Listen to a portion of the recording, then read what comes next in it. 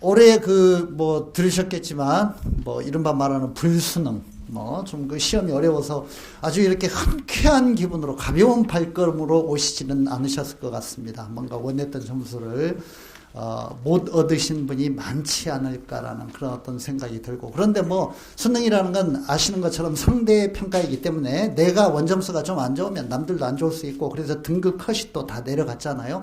그러니까 며칠 후에 또 수시 발표도 있고, 또 남아있는 기간 동안 앞으로 정시 원서되기까지 한 20일 정도 시간이 남았으니까 그 기간 동안에 열심히 연구하시고, 진짜 수능 공부한 것보다 특히 우리 학생들은 더 공부하고 연구를 많이 해야 됩니다. 그러면은 아마 그냥 대충 하는 것보다도 한두 레벨의 대학이나 학과는 분명히 더 올릴 수 있을 거다. 사실 이 정시 지원이라는 것이 점수를 알고 지원하기 때문에 결과가 뻔할 것 같지만 전혀 그렇지 않습니다. 수시보다 더 변수가 많고 아주 미묘한 심리전의 양상에 의해서 여러 가지 결과가 달라지기 때문에 많은 연구를 하고 여러 가지 어떤 그런 공부를 하고 노력을 하면은 한두 레벨의 대학이나 학과는 얼마든지 올릴 수 있기 때문에 그런 신념을 가지시고 마지막 좀 그 노력을 해주십사는 그런 부탁을 드리겠습니다. 참 힘든 과정이었죠. 이제 거의 다 왔습니다. 결과를 움켜쥐지는 못했지만은 이제 수능시험, 정말 가장 중요한 수능시험을 치렀고 막바지에 와 있으니까 우리 그 학부모님과 학생들이 조금만 더 노력하면은 원하시는 결과를 얻을 수 있을 거고, 또 오늘 오신 분들은 좋은 설명과 좋은 정보를 제공받기 때문에 틀림없이 좋은 결과를 얻으실 거다라고 이렇게 확신합니다.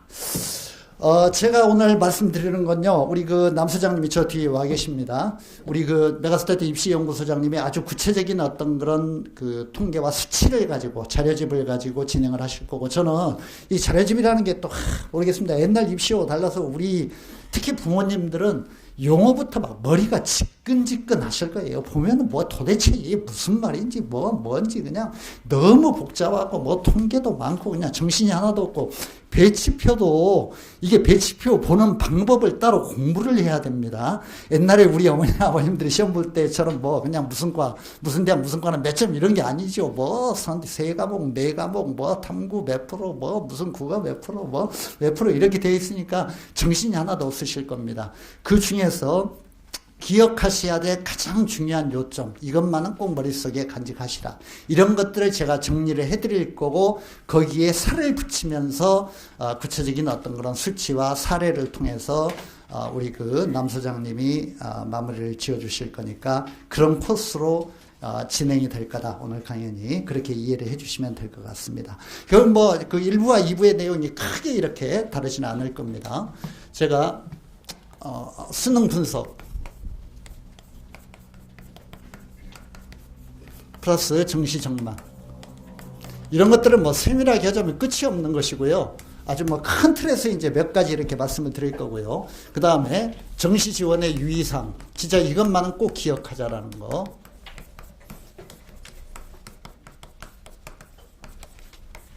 이런 것들을 요점을 제가 여기서 한 5가지씩 말씀을 드릴 거니까 그 요점을 꼭 머릿속에 넣으시고 나중에 배치표를 보시고 그 온라인 사이트에 들어가가지고 여러 가지 모의 지원도 해보시고 주변에 상담도 받으시고 자료도 읽으시고 이렇게 해주시고, 또 이 베이스 위에서 우리 남 소장님의 강연을 들어주시기 바랍니다. 올해 수능 분석은 아마 그 어려운 수능이었다는 거 언론 보도라든가 이런 걸 통해서 방송을 통해서 다 들으셨을 거고요. 우리 학부모님들은, 학생들은 좀 이렇게 불만스럽다, 불수능이었다, 훨씬 최근에 몇 년도 수능으로 볼 때 가장 어려웠다, 이렇게 느끼실지 모르겠지만 제 생각에는 교육부는 올해 수능의 결과를 보고 굉장히 좋아할 것 같아요. 교육부가 뭔가 이렇게 예측했던 대로 그 점수 분포라든가 결과가 이렇게 바람직하게 나왔기 때문에 아마 이런 정도의 수능 어떤 출제 경향이 앞으로 몇 년 동안 지속이 되지 않을까 싶고, 이거는 사실 예측이 되었던 겁니다. 이 자리에서 그 6월, 9월 평가원 설명회를 우리 학원에서 들으신 분이 꽤 있을 걸로, 우리 그 재본생들도 많이 있기 때문에 제가 그 설명회 때 강연하는 거 우리 학생들은 다 들었을 텐데, 제가 그때 이번에 나타난 결과를 그대로 나올 거다라고 예측했고, 참 뭐 그게 뭐 다행인지 어쩐지는 모르겠습니다만 그대로 정확하게 적중했습니다. 제가 올해 수능은 다소 어려울 거다. 절대 예전처럼 만점자가 양산되는 형태로 그렇게 출제되지 않는다. 특히 상위권 학생들의 변별력 있는 어떤 그런 문제, 상위권 학생들의 점수차를 벌리기 위해서 상당히 변별력 있는 고난도의 문제를 어느 과목이든지 상당히 출제하는 게 이미 6평, 9평에서 들어갔고 그런 것들이 수능에도 그대로 연결이 될 거다라고 이렇게 얘기를 했었고 그 방침 그대로 출제가 되었습니다. 그런 면에서 이번에 수능은 전 영역이 적정 난이도를 유지하였다. 그리고 전체적으로는 아주 점수 분포가 고릅니다. 고른 점수 분포 이런 것들을 보였고 모든 과목이 조금 이렇게 어렵게 느껴졌기 때문에 그런 게 이해가 가능하실지 모르겠는데 옛날에는 없던 개념인데 애들이 시험 문제가 어려워가지고 평균점이 좀 이렇게 하락을 하면 표준점수라고 하는 건 지금 수능 성적표에 나와 있죠. 이거는 표준점수라는 건 평균 집단과의 거리를 나타내는 거기 때문에 좀 올라갑니다. 표준점수가. 그래서 올해는 여러 과목들이 전부 표준점수가 상승했습니다. 만점 기준으로 표점이 다 상승해서. 그래서 표점 컷으로는 최상위 가령 서울대 경영이라든가 뭐 서울대 의대라든가 이런 최상위과를 기준으로 하면 예년보다도 표점 컷이 약간 올라갔죠. 표점 만점이 올라갔기 때문에 표준 점수는 상승을 했습니다. 전체적으로 이 고른 점수 분포라는 데에서 여기서 이제 우리가 예측할 수 있는 건 뭐냐면 올해는 특정 구간이라든가 특정 점수대에 많은 학생이 몰려있거나 막 만점자가 엄청나게 많거나 이런 일이 없기 때문에 등급 간의 점수 컷이라든가 애들 분포라든가 이런 것들이 아주 이렇게 균등하게 되어 있기 때문에 입시에서도 큰 혼란, 어느 구간에 막 애들이 많이 몰려가지고 그 구간대의 대학이라든가 학과에 엄청난 애들이 몰리고 이런 일은 별로 일어나지 않을 것 같습니다. 그런 면에서 이제 지원은 올해는 상당히 뭔가 이렇게 배치표라든가 전문가들이 예측하는 결과대로 진행될 가능성이 상당히 높다. 물론 변수가 있기는 있습니다. 세밀하게 들어가면 변수는 있기는 있겠지만 큰 차원에서는 아주 예년처럼 뭐 굉장한 혼란이 발생할 것 같지는 않다라는 거. 전체적으로 성적은 이런 어떤 형태로 나타났다는 거. 이런 면에서 전 영역이 고르게 나타났기 때문에 가령 뭐 예년에 이제 수능 중심으로 보자면 한 과목이 특별히 어려워서 가령 수학이 주로 어려운 경우들이 많았는데 이제 최근 한 10년 동안을 보면 수학이 어려워서 수학을 잘 맞으면 대박이 나가지고 그 점수에 어떤 혜택만으로 이제 좋은 과에 합격하고 이런 일은 올해는 별로 없습니다. 그냥 고르게 여러 과목이 어려웠기 때문에. 그래서 각 과목이 자기 정도의 비중을 다 지키고 있다고 볼 수 있는데 이제 문과와 이과는 아무래도 문과는 국어 영어에 중심을 두고 이과는 뭐 수학과 과탐 이런 데 이제 더 가산점을 주거나 뭐 과목 간 배점에서 배점을 더 많이 주거나 이렇게 되기 때문에 큰 틀에서는 각 과목의 비중이 동일하긴 하지만 인문계는 국어. 올해 국어가 특히 어려웠죠. 애들이 체감 난이도로 볼 때. 인문계는 국어. 그리고 자연계는 수학, 과탐. 수학, 과탐. 이게 이제 특히 어려워서 그런 것이 아니라 이 점수에 가산점을 주거나 이 과목의 배점이 보통 이제 자연계와 인문계에서 크기 때문에 이것의 영향력이 크다. 일반적으로는 이렇게 말씀드릴 수 있습니다. 일반적으로는 그렇다. 반대로 얘기하자면 이제 이거는 반대로 추론이 가능하죠. 내가 문과생인데 국어 점수가 안 좋다. 그러면은 수학과 영어에 더 가산점을 주거나 배점을 더 많이 하는 대학이라는 과를 찾아야 되고 심지어는 크로스 지원, 뭐 자연계를 지원한다든가 이런 것도 고려를 해봐야 됩니다. 이런 식으로 인문계는 국어, 자연계는 수학, 과탐의 영향력이 큰 걸로 나타난다. 좀 이따 남소장님 말씀하시겠습니다만 올해 정체 응시 인원으로 볼 때는 정부의 정책적인 어떤 유도라든가 이런 것들에 의해서 계속 그리고 최근 몇 년 동안 또 이런 우리 같은 어떤 그런 사교육 어떤 그런 집단 측에서도 계속 아이들에게 이과 가기가 훨씬 더 숫자도 적고 대학문은 넓고 선택의 폭도 넓고 그러니까 대학 가는 게 유리하다라고 계속 유도한 측면도 있고 그래가지고 이과생이 자꾸 늘어났습니다. 정부에서 정책적으로 그렇게 유도도 했고요. 그래서 최근에 뭐 이렇게 흐름으로 볼 때 올해 이과 응시 인원 그러니까 과탐 응시 인원, 자연계 응시 인원이 훨씬 더 늘어났습니다. 예년에 볼 때.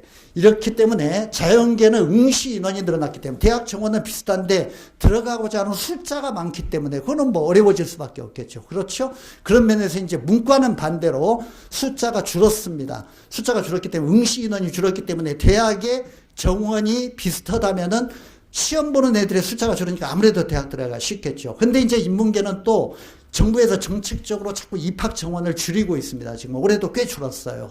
꽤 줄었습니다. 그런 면에서는 이제 예년과 비슷한 어떤 수준으로 컷이 형성되거나 대학 가는 어떤 그런 수준이 결정이 될 거다라고 이렇게 볼 수 있고, 자연계는 조금 더 어려워질 겁니다. 작년, 재작년에 비해서는. 자연계 응시 인원이, 수능 응시 인원이 늘었기 때문에 수능 응시 인원이 증가했다. 증가해서, 그래서 자연계는 경쟁이 치열해질 것이다. 문과보다는 자연계가 더 컷이 상승하고 어려워질 가능성이 있습니다. 그러니까 참 이게 몇 년 만에 금방 변하는 것 같아요. 자연계가 대학 가기 쉽다, 훨씬 더 용이하다, 두세 등급 문과 애들보다 못 맞아도 좋은 대학, 동일한 레벨의 대학을 갈 수 있다, 우리가 자꾸 유도를 했는데, 이게 갑자기 또 현격하게 증가하는 바람에 자연계 애들이 또 이렇게 불리해지는 측면이 있습니다. 참고로 해주시고, 이거는 제가 예측해보는 올해 중요한 경향 중에 하나인데요. 올해는 약간 좀 이렇게 만족스러운 점수를 얻는 애들보다는 수능이 어려웠기 때문에 약간 좀 뭔가 내가 이 정도는 아닌데 라고 약간 좀 이렇게 떨어진 점수를 얻은 애들이 상당히 많고, 또 변수 하나가 내년도에 2018년 입시죠. 올해가 이제 2017년 입시고, 여기 앉아 계신 분들이 2018년 입시에서는 영어가 절대평가가 됩니다. 알고 계실지 모르겠는데, 영어라는 것이 이렇게 절대적으로 막 이렇게 지금의 어떤 그런 그 시험처럼 굉장히 공부를 잘해야만 4% 안에 들어야만 1등급을 받는 게 아니라 그냥 받은 점수대로 등급을 받거든요. 그러니까 예를 들자면 아주 극단적으로는 우리나라 전체 고등학교 그 수험생의 영어 수능 과목 응시생의 30%, 40%, 50%가 1등급을 받을 수도 있습니다. 점수대로 주기 때문에 90점 이상은 다 1등급이거든요. 그렇게 영어 절대평가가 되기 때문에 영어에 좀 취약한 애들은 에이씨 재수할 거야. 가지고 이번에 뭐 성적도 제대로 안 나왔는데 내가 뭐 영어는 뭐 조금 하면은 1등급 받을 수 있겠지, 이런 도전을 하지 않을까. 그리고 수능이 쉬워가지고 예상보다 또 대박을 낸 애들이 많으면은 내가 이 정도 점수가 나올 줄은 몰랐는데 참 하나님 감사합니다 그러면서 나는 조금 낮춰서 갈래, 그냥 내가 예상하지 못했던 너무 좋은 결과를 얻었으니까 조금 이보다 미흡한 어떤 대학이나 과를 가도 상관없어, 소위 말하는 안정지원이라고 하죠. 하향 안정지원. 이렇게 하향 안정지원을 할 점수라든가 그런 분위기가 올해는 별로 없습니다. 형성이 안 됐어요. 수능이 어렵다 보니까. 이런 면에서 하향 안정지원 추세는 올해는 상당히 줄어들 것 같다. 왜냐하면 애들이 내년에는 영어 절대평가하니까 뭐 영어는 내가 부담 없으니까 재수 한번 도전할까. 특히 재학생들은, 물론 이제 재수생이나 N수생들은 대학을 꼭 가야 되기 때문에 어차피 하향 안전지원을 하게 되어 있어요. 그런 성향이. 그런데 재학생들은 상당히 이번에는 불만족스러운, 제 주변에 보더라도 재학생들이 만족스러운 점수를 얻은 경우는 거의 없더라고요. 대부분 다 수능에 실패했다, 뭐 엄마들이 울고 불고 온 가족이 통곡을 하고 막 그냥 하여튼 심각합니다. 이런 집들이 굉장히 많이 있기 때문에, 그래서 전체적으로 수능의 어떤 그런 정시의 지원 경향은 하향 안정 지원 추세는 줄어들 것이다. 점수대로 하거나 약간 상향 지원을 하거나. 이거는 어떻게 보면 좋을 수도 있습니다. 왜냐하면은 이게 또 하향 안정 지원 추세가 강할 때 이게 큰 혼란이 일어나거든요. 그래서 뭐 분명히 될 것 같았던 대학이라든가 과가 애들이 너무 몰려버리면 그냥 컷이 엄청나게 상승하고, 또 조금 이렇게 점수상으로 불리해 보이는 과들, 어려운 뭐 이제 인기학과라든가 이런 데 블랭크가 생겨가지고 미달이 발생하고 이런 온갖 혼란이 생기는데, 올해는 점수 분포도 적정하고 애들이 대부분 자기 점수대로 가거나 조금 상향 지원을 할 경향이 어떤 그런 이렇게 예측이 되기 때문에, 그래서 큰 혼란, 입시 어떤 그런 과정에서, 선발 과정에서 큰 어떤 혼란이라든가 이런 것들은 별로 일어나지 않을 것 같다라는 거, 이런 말씀 드리고 싶습니다. 하향 안전 지원 추세는 별로 없을 것이다. 올해 수능 분석과 정시 전망에 대해서 아주 간략하게 제가 말씀을 드렸고요. 이거는 이제 구체적인 수치를 통해서 우리 남 소장님이 이제 좀 더 전문가로서 상세한 분석을 좀 이따 해드릴 겁니다. 이제 지원의 유의사항을 제가 몇 가지를 말씀을 드릴 텐데, 아까도 말씀드렸듯이 이 자료집에 나와 있는 내용 중에서 진짜로 꼭 명심하셔야 될 거, 기억하셔야 될 거, 이런 거 핵심 포인트 몇 가지를 제가 정리를 해드릴 겁니다. 첫째, 힘드시겠지만 제가 하는 건 꼭 유념해 주시고 끝까지 실행해 주셔야 됩니다. 아마 제가 장담하는데요, 이 자료집을 정확하게 정독을 하고 공부를 하면은 처음에 말씀드린 것처럼 내가 실제로 합격할 수 있는, 선택할 수 있는 대학이나 학과의 레벨을 한두 레벨 혹은 두세 레벨 올릴 수 있다고 저는 확신합니다. 그러면서 공부하셔야 됩니다. 이거는 공부라는 단어를 붙여야 될 정도로 복잡하고 어려운 과정이기 때문입니다. 단순하게 대충 그냥 설명 한번 듣고 대충 이렇게 적당히 할 수 있는 게 전혀 아닙니다. 많은 통계를 내보고 점수를 이렇게 가산해보고 막 계산기로 두드려보고 이렇게 하셔야 돼요. 첫째, 자료집을 정독하자 부탁드립니다. 지금 나눠드린 자료집 정독하자.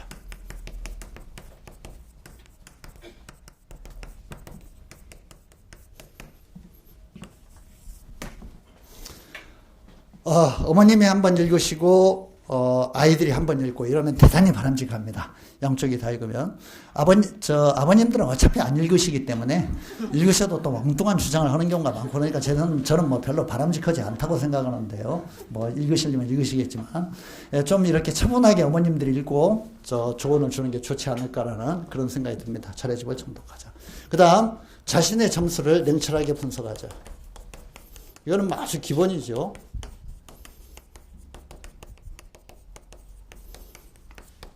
이때 분석하자라는 건 여러 가지 의미가 있습니다. 이건 꼭 하셔야 되고요. 지금 말씀드린 사항들. 일단 이제 수능 성적표는 원점수라는 건 나와 있지 않고 그 정도는 아시죠? 이제 시험을 치른 학부모님들이기 때문에 표점과 백분위 점수라는 게 나와 있는데 그 표점과 점수 내가 표준 점수 경쟁에서 유리한가 백분위 경쟁에서 유리한가 나의 점수를 가지고 전국 등수를 거의 도표에 다 자료집에 나와 있습니다. 가보면은 내가 표점상으로는 몇 등인데 백분위상으로는 전국 몇 등에 속한다. 그러면 내가 표점 경쟁이 유리한가 백분위 경쟁이 유리한가 이런 것들을 알 수가 있죠. 그러면 백분위 위주로 학생을 모집하는 대학에 지원을 해야 될 것인가, 표점 위주로 학생을 모집하는 대학에 지원해야 될 것인가, 이런 것들을 알 수 있고, 또 이런 것들이 탐구까지도, 탐구는, 환산 표준 점수, 이런 것까지도 있습니다. 그 백분위를 또 표점으로 이렇게 돌려서 계산하는 그런 방식이 있습니다. 그래서 그것까지도 계산을 해봐가지고 내가 어느 쪽이 유리한가, 이런 걸 잘 따져봐야 됩니다. 그러니까 백분위, 표점, 환산 표점, 이런 측면에서 환산 점수의 유분리, 백분위가 유리한가, 표점이 유리한가. 그 다음에 과목별 유분리.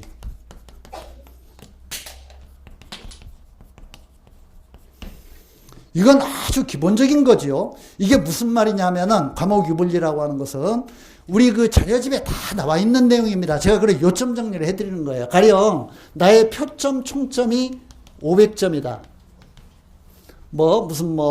백분위 총점이 국영수탐 백분위 총점이 350점이다 라고 하잖아요.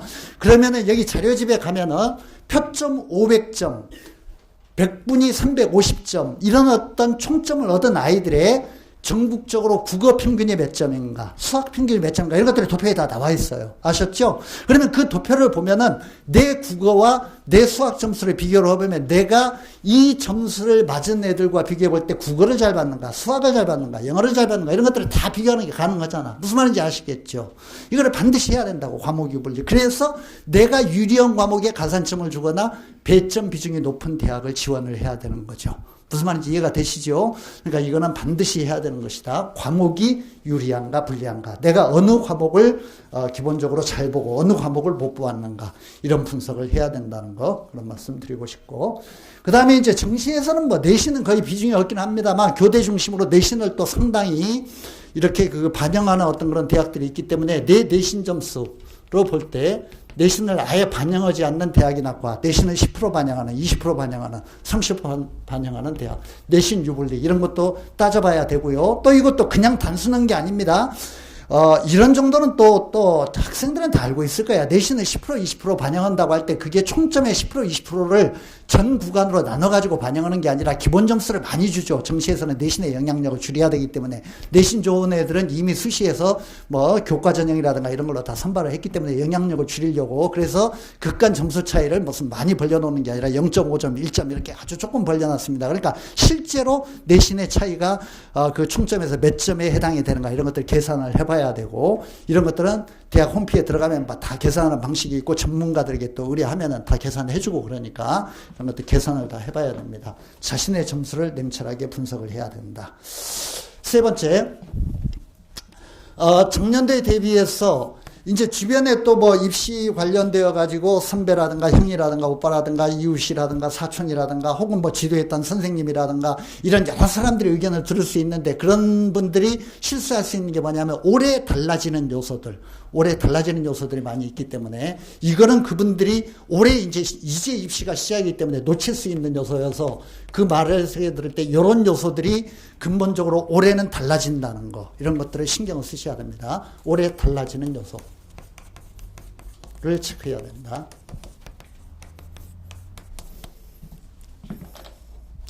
아마 여기에 몇 명은 포함되어 있을 것 같다는 그런 어떤 생각이 드는데, 올해 달라지는 요소 중에 최상위권, 서울대를 지원할 정도의 최상위권은 올해 큰 변수로 등장한 게 한국사 변수입니다.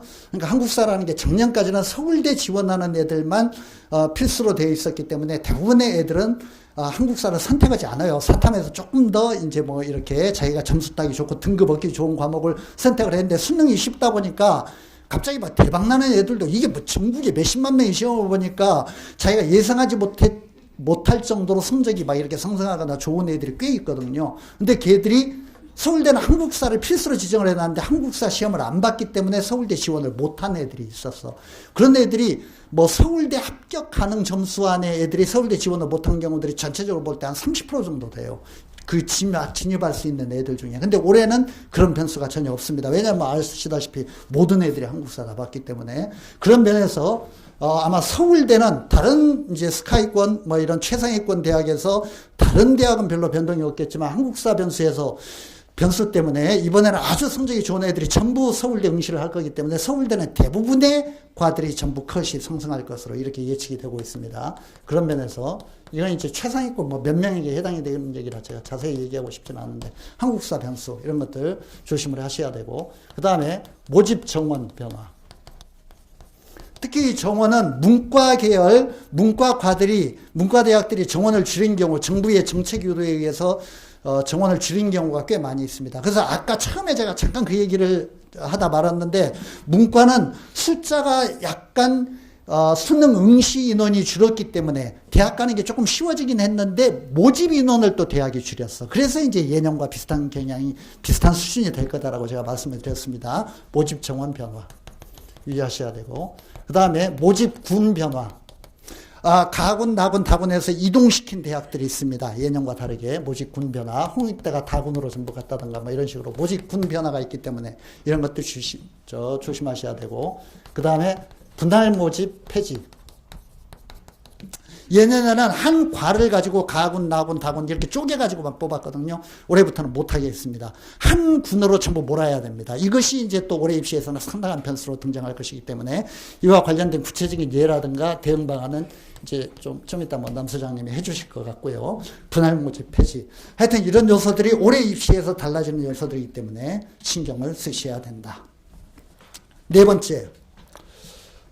아무래도 뽑는 인원이 많고 경쟁이 좀 적은 데를 노리면 훨씬 더 합격될 확률이 높기 때문에, 지금 이미 발표되어 있는 우리 대학에서는 뭐 이과에 몇 명을 뽑는다라고 하는 것이 확정된 숫자가 아니고, 수시에서 이월되는 인원이 있습니다. 수시에서 다 뽑지 못해가지고.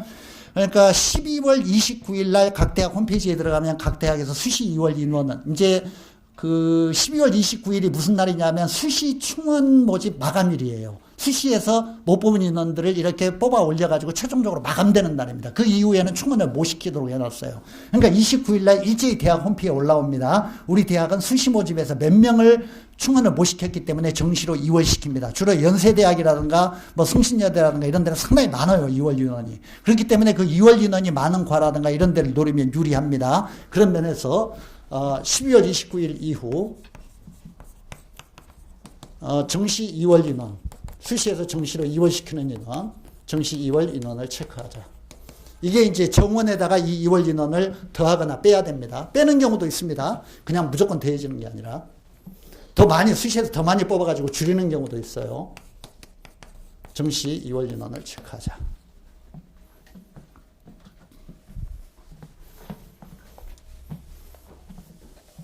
다섯 번째, 지금과 같은 정시 입시에서 아주 유의해야 될 상황인데, 요거 유념해 주시기 바랍니다. 배치표를 보고 단순하게 원서 쓰는 것, 최악의 선택입니다. 배치표는 진짜 말 그대로 참고형입니다. 배치표를 보고 대학을 배정해 주거나 선정해 주는 학교, 특히 학교 스님들이 그렇게 많이 하십니다. 학교 스님들이 있으시다면 일단 약간 좀 능력이 부족한 분이라고 보면 틀림없습니다. 왜냐하면 이게요, 애들이 대학에 붙을 때는 0.5점, 1점, 0.3점 차이로 붙고 떨어지고 이렇게 하거든요. 그 붙고 떨어지는 당락이 천국과 지옥을 왔다 갔다 하는 거잖아. 그런데 놀랍게도요, 상당히 많은, 가령 한 우리나라의 주요 사교육 업체들만, 배치표를 제공하는 주요 사교육 업체들만 한 6개, 7개 이런 데가 되는데, 그 배치표상의 점수가 10만 경우는 10점까지 차이가 납니다. 10점. 0.5점, 1점, 0.3점으로 붙고 떨어지는데, 배치표상으로 10점씩 차이가 나요. 이거는 무슨 말이냐? 각 사의 예고라고 하는 것이 정확하지 않다는 것이죠. 그 배치표대로 하다가는 어떤 애는 손해보는 거고, 어떤 애는 이득 보는 거고, 어떤 애는 불행한 결과, 이렇게 되는 겁니다. 그러니까 내가 그거는 궁극적으로 연구해서, 가족들이 연구해가지고 끝까지 추적하고 결과를 예측해 봐야지, 배치표대로 갔다가는 엄청난 손해를 보거나, 엄청난 어떤 불리한 어떤 그런 결과를 안게 되거나, 이런 일들이 많이 있습니다. 배치표는 참고형이고, 실제 컷은 달라진다. 컷은 달라지는데, 여기서 아주 유의하셔야 될 거. 실제 컷은 달라지는데 여기서 아주 유용한 팁 하나, 실제 컷이 달라질 때, 이거는 뭐 요즘 원서 쓸 때 하도 보편화된 내용이기 때문에 또 알고 계실 거라고 믿는데, 각 대학의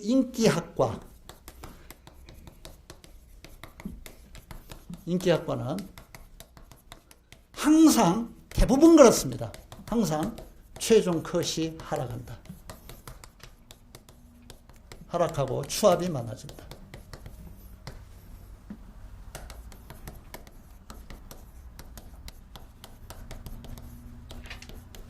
추합이 많다. 이거는 지금 정시 원서 지원에서는 가나다 세 군으로 분류가 되어 있고 세 장의 원서를 다 쓰게 되어 있는 지금의 어떤 그런 지원 체제와 입시의 어떤 그런 시스템에서는 너무나 뭐 이렇게 아주 일반적으로 빚어지는 현상입니다. 이 지금 용어를 보시고 인기학과는 최종 컷이 하락한다. 이 말이 이해가 되시나요? 이게 많이 일어나는 건데, 가령 아주 보편적인 예, 뭐 예를 들어드리도록 하겠습니다. 가군에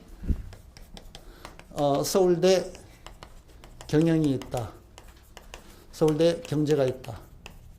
나군에 연대 경영이 있다. 그러면은 이 연대 경영은 항상 연대 인문사회계 무슨 밑에 행정이라든가 사회학과라든가 방송통신이라든가 이런 여러 과들보다도 배치표상으로 한 3, 4점 위로 나타납니다. 항상 연대 경영이 제일 높죠. 그렇죠? 그런데 매년마다 일어나는 현상인데, 연대 경영은 밑에 인문사회계 다른 연대과들보다 최종적으로 합격한, 마지막으로 합격한 아이들의 컷이 다른 과들보다 비슷해지거나 떨어지는 경우가 굉장히 많습니다.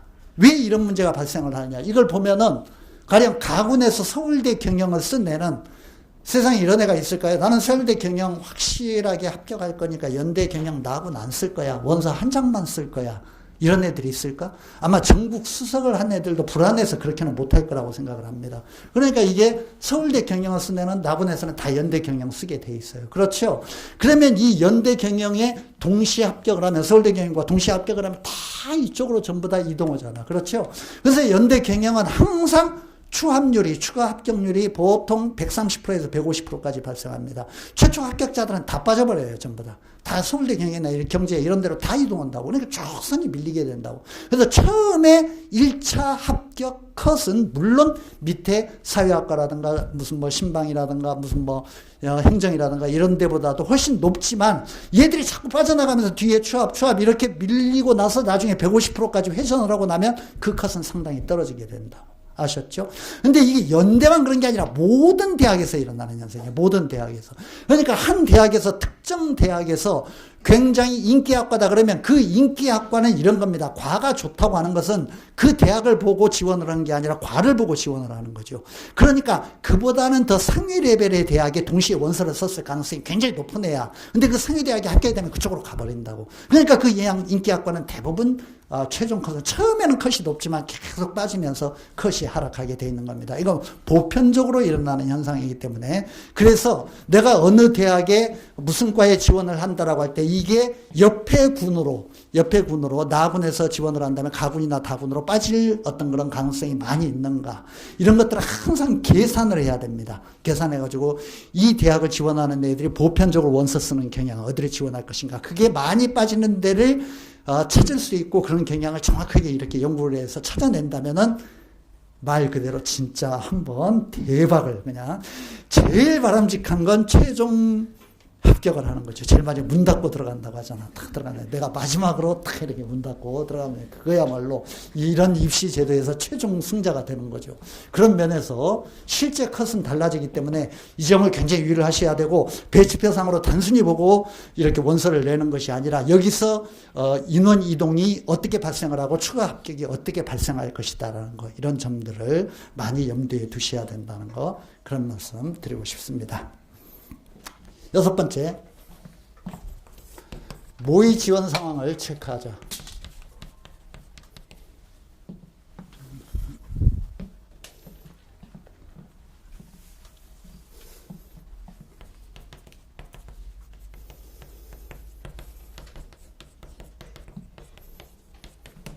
앞으로 이제 유력 사교육 업체들이 이제 온라인에서 모의 지원 서비스를 제공을 하고 전국의 모든 아이들이 전부 다 불안하니까 모의 지원을 해봅니다. 전부 다. 그래가지고 모의 지원을 쭉 이렇게 하면서 여러 가지 경향들이 나타나게 될 거야. 물론 이제 그 모의 지원을 해보면서 어느 대학에 어느 과가 많이 애들이 몰리고 어느 성적대 애들이 몰리고 이런 것들을 짐작하면서 지원을 해야 되겠죠. 근데 이제 요즘은 이 모의 지원이라는 게 참 묘해요. 이게 심리전이어가지고 모의 지원을 하면서 뭔가 그대로 모의 지원을 해본 대로 지원을 하는 것이 아니라 그걸 참고로 해가지고 비트는 거죠, 애들이. 아니, 모의 지원에서 막 엄청나게 애들이 몰린다 그러면 하기 싫잖아. 애들이 여기 모의 지원 많이 해서, 여기 나보다 성적 좋은 애들이 많이 오네. 그러니까 나는 딴 데 가는 게 낫겠네. 조금 더 낮춰서 다른 대학이나 다른 과로 가볼까? 이렇게 되잖아. 그래서 그 모의 지원이 그대로 나타나는 게 아니라 반대로 회피 경향으로 나타나기도 합니다. 특히 인기학과들이 그래요. 인기가 없는 학과는 여러 가지 통계를 통해서 볼 때 인기가 없는 주로 이렇게 중하위 학과들은 모의 지원 지원 어떤 그런 경향이 그대로 연결이 되고 인기 학과들은 갑자기 달라지는 경향이 많이 있습니다. 그래서 반대 지원,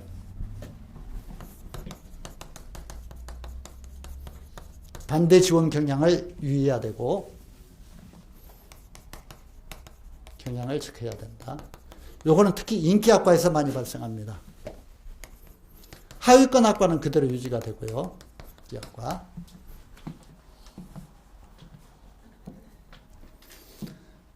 그 다음에 모의 지원에서 이것도 인기학과와 조금 하위권 학과가 차이가 있는데 모의 지원에서 이거 잘 보세요. 이제 모의 지원을 할 때 내 성적들을 가지고 지원을 했을 때 안정이다 뭐다 이런 것들이 많이 나오거든요. 근데 안정 전체 지원자 중에 안정이 몇 프로다. 무슨 소신이 몇 프로다. 불가가 몇 프로다.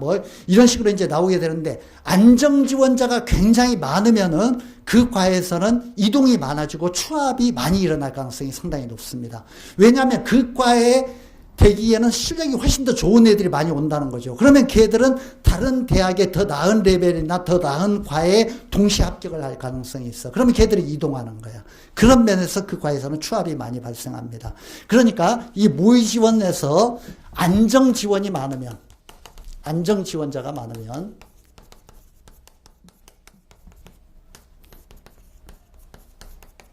이동이 많고 추합이 많이 발생한다.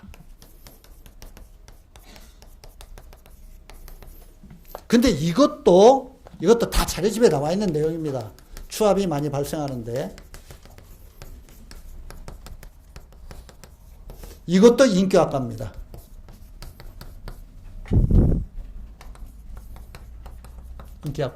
인기학과 중심이에요.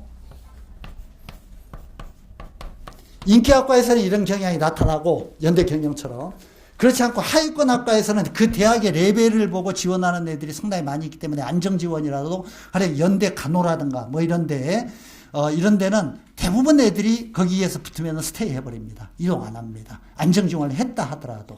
그러니까 그런 면에서 하위권 학과들, 특정 대학의 하위권 학과들은 모의 지원에서 안정 지원자가 많다고 하더라도 추합이 실제로 많이 발생하지는 않는다. 이걸 염두에 두시고 인기 학과들은 지원을 많이 하는 애들은 상당히 점수가 높은 애들, 그 과로 보기에는 아까운 점수대 애들이기 때문에 다른 대학에 더 좋은 대학이나 좋은 과로 불려갈 가능성이 많다. 그런 면에서 추합이 많이 발생한다. 이거를 염두에 두시기 바랍니다. 지금 그 염두에 두셔야 될 가장 중요한 요점들을 쭉 이렇게 정리해드리고 있고요. 마지막에 와서 제일 중요한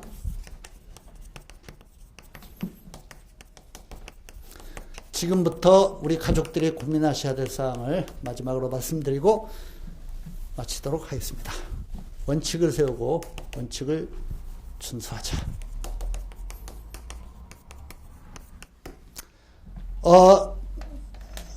가군, 나군, 다군 세 장의 원서를 쓰는 데 있어가지고 이거를 기본적으로 먼저 결정을 하고 난 다음에 대학과 학과를 결정해야 됩니다. 대학 학과를 결정하면서 이게 자꾸 흔들리면은 나중에는 죽도 밥도 아니게 되고 서로 이렇게 갈등만 심해지고 또 나중에 결과가 좋으면은 뭐 얘기할 필요가 없겠지만 결과가 좀 안 좋으면은 엄마, 아빠, 우리 아이들 사이에 서로 아주 그 말 없는 서로에 대한 비난, 이게 누가 잘못해가지고 이렇게 되었다. 이런 문제들이 발생할 수 있기 때문에 원칙을 잘 세우시는 게 중요할 것 같고요. 일단 첫 번째 원칙을 세우고 원칙을 준수해야 되는데 첫 번째 원칙은 대학이 중요하냐, 과가 중요하냐, 전공이 중요하냐, 대학이냐, 학과냐. 저는 조금 불만스럽게 생각하는 게요. 학부모님들이요, 이제 뭐 우리 같은 경우는 전문 상담을 많이 하지 않습니까? 학부모님들이 와가지고요, 상담자에게 그걸 물어봅니다. 미래 자동차학과가 괜찮다는데 어떨까요?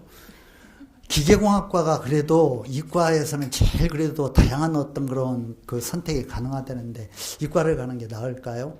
이거는요, 상담해 주시는 분에게 물어보는 내용이 아니고 대부분의 전문가들은 잘 알지 못합니다. 왜? 대부분의 전문가들은 미래에 어떤 직업이 유용할 것인지, 사회에 어떤 게 나올 건지 이런 걸 연구하는 사람들이 아니라 몇 점이면 어디 붙고 몇 점이면 떨어진다 이런 걸 연구하는 사람들이야. 그러니까 그런 얘기 해봐야 아무 쓸데없는 얘기야. 그런데 불안하니까 온갖 얘기를 다 해요. 그런 걸 물어봅니다.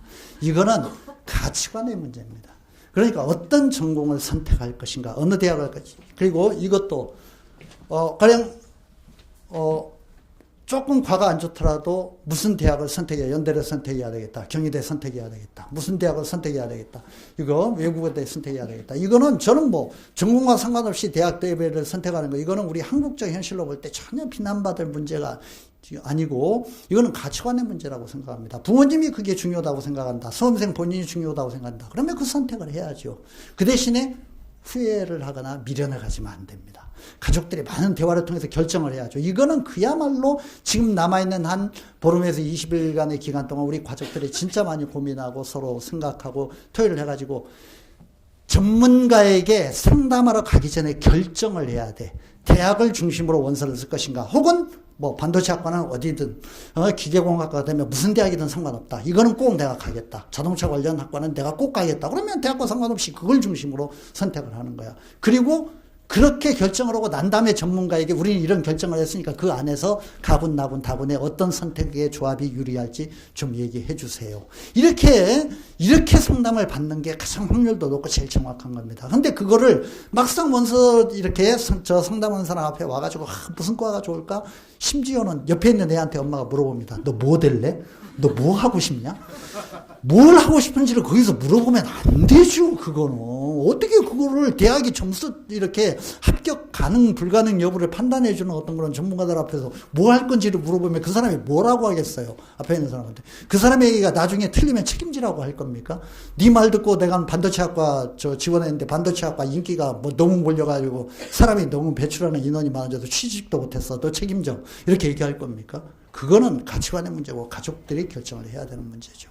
그런 면에서 대학을 먼저 선택할 것인가, 전공과 과를 먼저 선택할 것인가, 어떤 직업과 진로를 설정할 것인가, 이거는 정말 치열하게 고민을 해야 되는 문제고 우선적으로 정립이 돼야 되는 겁니다. 대학이냐 학과냐 먼저 결정하세요.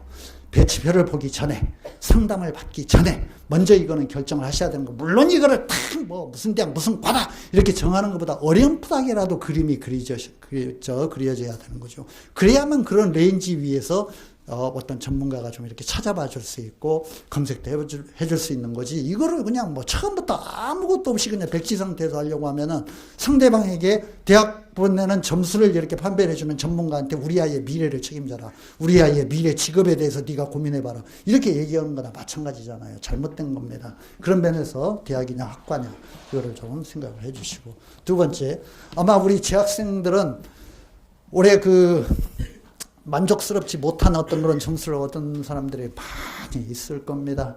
참 지금의 입시는 재학생들에게 너무나 불리하게 되어 있고, 재학생들은 수시로 합격하지 않으면 이게 참 수능 경쟁을 통해서 재수생들을 이기고 대학에 가는 게 쉽지가 않고, 재수를 어쩔 수 없이 선택하거나 재수를 이렇게 각오하거나 그래야 될 경우들이 있는데, 너무 불안해할 필요는 없습니다.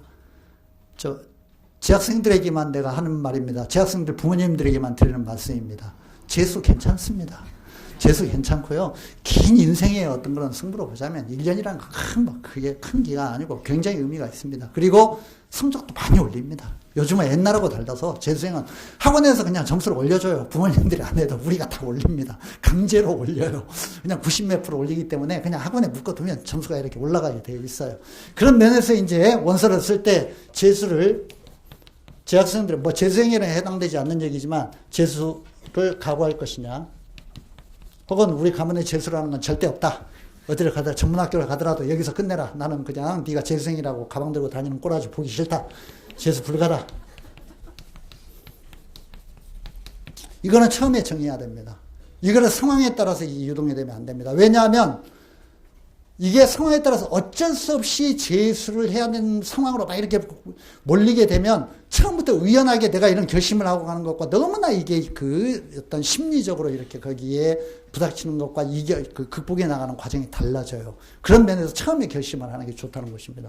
그러니까 재수 불가다 그러면은 원서를 쓸 때도 안정 지원해야 되는 거죠. 그렇죠? 그러니까 여기서는 가령 2승 1무 전략. 3번 원서 쓸 때 2번은 안정 지원하고 하나는 비슷하게 쓰고 이렇게 이제 가는 거죠. 2승 1무로 가는 거죠. 재수를 각오한다 그러면 3패 전략으로 간다. 3번 다 떨어져도 좋다. 혹은 1무 2패. 그냥 1무 2패로 간다. 이렇게 정하는 겁니다.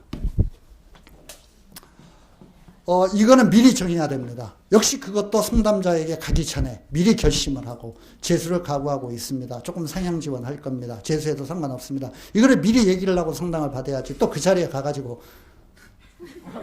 애한테 물어보지 마세요. 재수할래? 이렇게 물어보지 말으라고. 왜 그런 얘기들을 자꾸 상담자 앞에서 자꾸 얘기들을 하십니까? 난 정말 잘못되었다고 생각해요. 아주 기본적인 어떤 그런 철학과 인식조차 공유를 하지 못한 상태에서 뭘 이렇게 상담자하고 얘기를 하려고, 학교 담임선생님하고 얘기하려고 하거나 학원 담임선생님하고 얘기하려고 하니까 여러 가지 어려움이 빚어지게 되는 겁니다. 이런 것들을 미리 좀 결정을 해 주시길 바라고. 제가 아주 기본적인 요점만 제가 말씀을 드렸으니까 항목 중심으로 머릿속에 좀 집어넣어 주시고, 그걸 생각하시면서 차근차근 자료집을 읽으시면은, 내용이 좀 일목요연하게 정리가 되실 거다라는 생각이 들고, 제가 말씀드린 사항들을 구체적인 통계 수치와 사례를 통해서 훨씬 더 정밀하게 우리 입시연구소장님이 뒤를 이어서 2부를 진행해 주실 거고, 저는 여기서 강연을 가로가겠습니다. 감사합니다.